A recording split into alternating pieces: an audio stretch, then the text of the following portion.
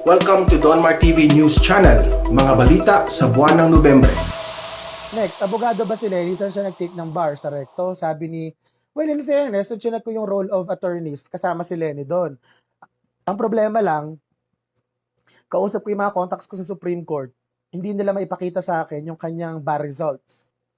Kailangan ko kasi ang precursor kasi ng enrollment sa role of attorneys, yung parang registry ng attorneys, ay bar results. Hindi ko pa makita yung kanyang bar results. It doesn't mean na she's not a lawyer. Baka mamaya nasunog lang yung kanyang mga documents o na-misplace. Parang refrigerator ni Pacquiao. Pacquiao hindi Pacquiao. Yun. Hindi ko makita yung results. Next question. Bakit po ba tinanggal yung dating spokes? Sabi ni John Ordonez. Ang dating pong spokesperson ay si Ernie Abella. Siguro, na-realize nila na kahit na mabait si Secretary Ernie is not as effective as they would like. 'Di ba?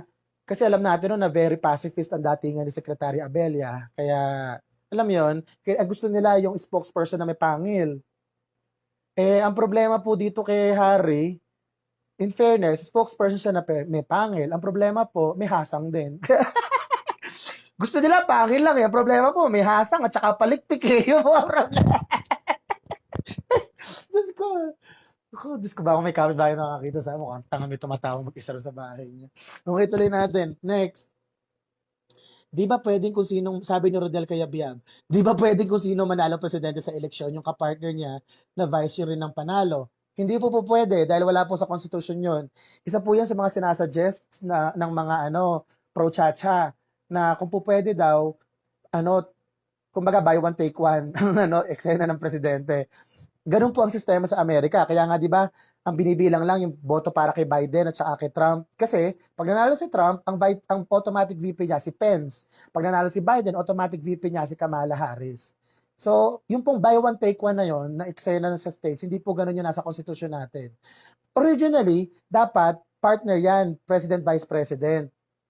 I think dati ganun yata sa Pilipinas eh. Kaya lang po kasi remember na noong 1986, nung nag-take over sila yung rehimeng Cory Aquino, sila yung nagsulat, basically sila yung pasimuno ng konstitusyon, di ba? Nung panahon po na yon, malakas na power block pa si Doy Laurel.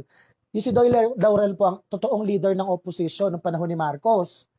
So, ang nangyari, gusto gawing vice president itong si Doy Laurel. Paano yun? Hindi naman siya kapartido ni Cory. So, ini-split. So, naging separate ang voting ng presidente at saka vice president. Pero imagine niyo lang po siya, kung by one take one ng president, vice president, di vice president, di ko ngayon si Alan Cayetano. Kadiri. Kadiri, guys. Talaga. Noong una kasi parang sabi ko kay Cayetano, I'll give him a chance. Baka naman nagbago na. Baka naman hindi na siya tarantado kamukha nung araw. Kaya lang guys, nung mga 1 or 2 years na ako na inoobserbahan ko siya, parang sabi ko, hindi, tarantado pa rin ka ako. Sabi ko, alis na ako dito. Kaya ako lang sinuportahan yan. Kasi sinusuportahan niya si Pangulo at saka yan yung nag-reach out sa akin. Kampo nila yung nagpakilala sa akin eh. Na parang, tulungan mo kami, tulungan mo yung Duterte administration, Chuba. Kasi ako naman, sige, tulungan ko kayo, wala naman sa akin, wala naman bayad din yun. Diferensya, nung nandun na ako, putang ina ka ako, sabog. Ganyan, kaya umisplit ako. Sabi ko, ano ba napapala ako rito? Puro katarantaduhan lang din na ginagawa. Eskapo na ako. Ganun. Yun ang masarap, guys. Pag hindi kayo tumatanggap ng pera sa politiko, pwede nyo sila ilaglag anytime. Ang sarap ko yan ng independent. Pucha, pag at least ngayon, halimbawa, kahit sino kaaway ko, pwede kong barahin. Diba? Paano na ibang vloggers dyan? Paano ibang mga journalists na tumanggap na ng pera sa politiko? Paano nyo babarahin sila? Diba? Kaya sarap-sarap ng posisyon ko ngayon. Sa palagay niyo, kung tumatanggap ako ng pera sa politiko, pwede ako magyosi habang nagla-live? Hindi. Sasabihin ng politiko, uy, binibigyan kita ng allowance. Kailangan i-maximize mo yung audience mo. Paano mo i-maximize sila kung nakikita ka nila nag-yosi sa live mo? Hindi ka magiging role model. Ganaan. Tangina nila. Okay, next. Meron na yun. Hello, TP. Yung pag-amin ni Sal at Lorenzana, na nagkamali sila ng references sila, may epekto ba sa administrasyon o baka strategy lamang nila yon? Well, nagkamali nga talaga si Sal Panelo sa C-130. Ang tanong, nagkamali siya dun sa comment about Lenny riding a C-130.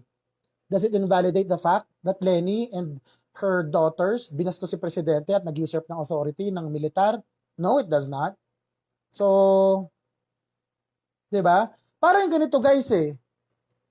Halimbawa, si Pedro, binaril si Juan. Okay? Si Pedro, binaril si Juan namatay. Tapos may naka-witness, si Procopio. Ang sabi ni Procopio sa husgado, guys, pinatay ni Pedro si Juan. Gumamit siya ng kalibre 45 na baril. Tapos napag-alaman na ang ginamit pala niya, hindi kalibre 45, kundi kalibre 38 lang. So mas mahina na baril, ibang baril pa yung ginamit. Ang tanong, dahil ba nagkamali si Procopio na sinabi niya na caliber 45 yung baril, hindi at nagkamali siya doon dahil 38 caliber pala? Ibig sabihin ba noon hindi na pinatay ni Pedro si Juan? Hindi, nagkapatayan pa rin. 'Di ba? Ganun lang 'yon. Si Sal Panelo, medyo tangengot din. Inilabas yung information na hindi peke, pero mali. Pero, bastos pa rin si Lenny, boba pa rin. Nagkamali si Sal, tumaas na IQ ni Lenny, ganon. O dahil nagkamali si Sal Panelo, mas matalino na si Lenny sa galunggong, ganon. Ayusin yung ibuhay nyo guys, hindi ganon ang logic guys. Next, sabi ni Brix Perez, Bala, TP, wala po ba talagang function ng VP kundi maghintay lang na ma-incapacitate ang presidente? Basically, tama po. Yun, ganun nga talaga. Ang trabaho po, ang core na trabaho ng Vice President, at actually, ang only niya na trabaho, maghintay na mamatay, mag-resign, umayaw. Mamatay, mag-resign, magkasakit, kunin ni Lord ang presidente. Yun lang po ang trabaho ng VP. At saka syempre, kasama rin yung mga pageantry, yung parang, hi guys, angat buhay, ganyan. Yung mga suot-suot ka ng mga Miss Tapia na damit, kasama sa trabaho niya yung ceremonial duties. Pero yung actual niya na duties as a member of government, o tagahintay lang na mamatay ang presidente, yun lang po talaga. Although may perks ang Office of the Vice President, kasi pag Vice President ka, at in-appoint ka sa gabinete, hindi mo na kailangan ng confirmation. Yung hindi ka nadadaan sa commission on appointments. Yun lang. Wala na. Ganun lang talaga. TP, any thoughts on the proposed na pagbasura ng 60-40 direct investment policy? Hindi ko po nababasa yung proposed na bill. So, tingnan muna natin. Hindi ko alam. Ayoko mag-comment kasi hindi ko pa alam yung detalye. Again, the devil is in the details. Final 3 questions po bago ako mag-out ha. Final 3 questions. Pwede ba gawing ground for impeachment kay Leonen yung pag-upo niya sa pet case na BBM versus Lenny? Guys, mali yung tanong. I appreciate, magandang tanong yan, pero mali yung tanong. Bakit? Wait lang.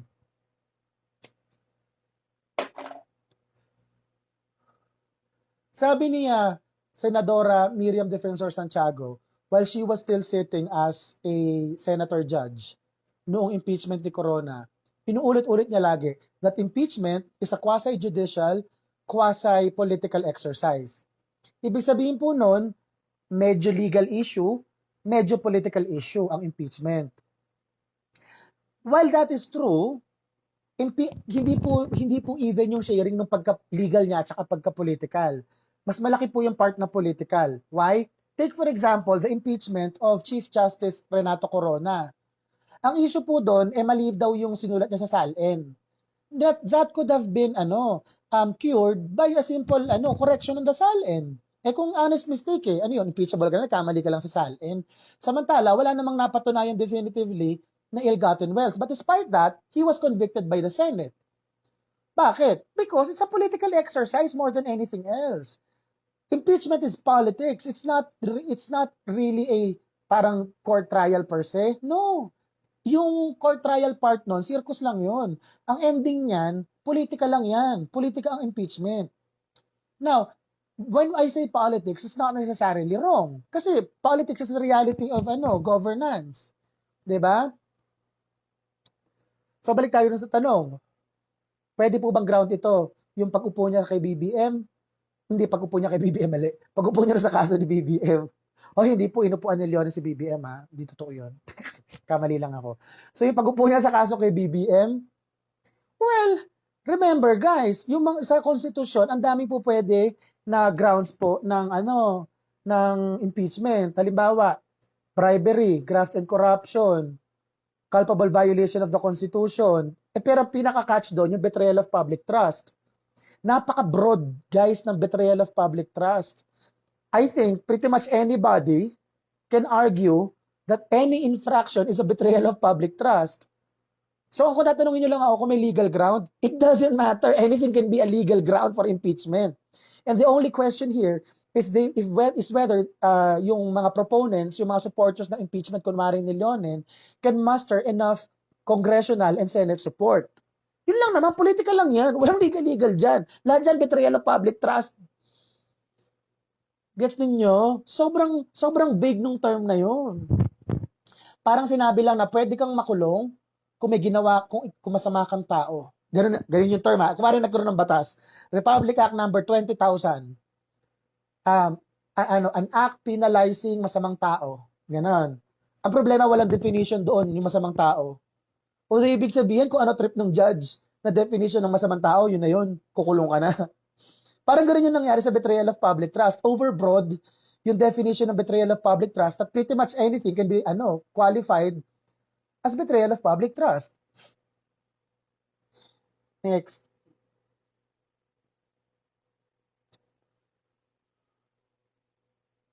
TP, ngayon na si Rufus Rodriguez, Lito Atienza ay appointed na Deputy Speaker, may chance ba na mabuhay ulit ang franchise hopes ng ABS?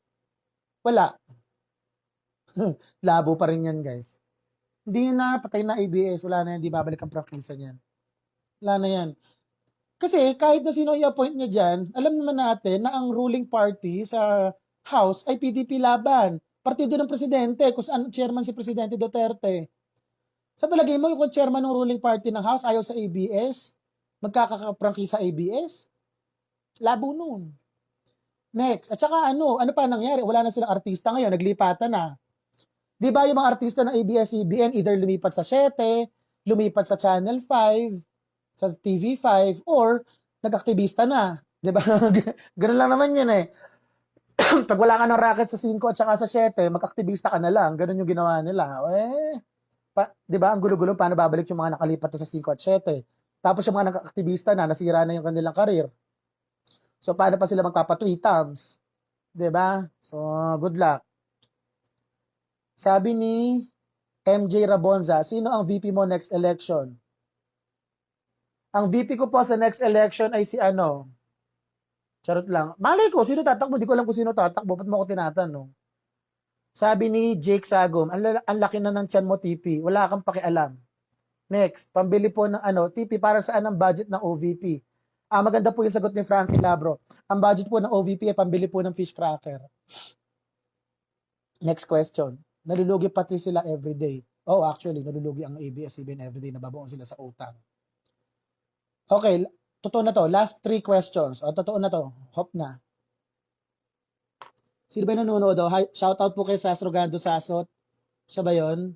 Hindi, si Sas ba yun nanonood? Hindi ko makita. TP, how about yung plano imbestigahan ng deal ng A to Z? Matutuloy ba yun?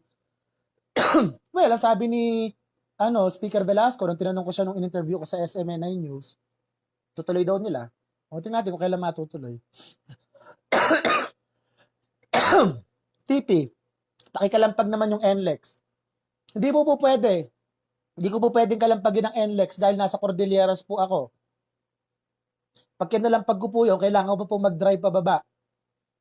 Yung po mga taga-ano po, yung mga vlogger po sa may bandang Bulacan, Pampanga nyo, ang i-ask nyo na magkalampag doon. Ayun, walking distance lang po yung NLEX. Wag po ako. Nasa Cordilleras ako, guys. Okay, last 2 questions. Sino bet mong mag-president? Sabi ni Andrew Fernandez. I believe, malay ko, wala pa nag-file na COC, wag mo nga akong tanungin ng ganyan. Sabi ni Joey Mansilla, any update sa Kaliwa Dam? Well, gusto na raw pong baguhin yung plano sa Kaliwa Dam. Gagawin na po siyang Kanan Dam. Hindi na po Kaliwa, Kanan na po. Charot lang. Hindi ko alam. Next question. Last 2,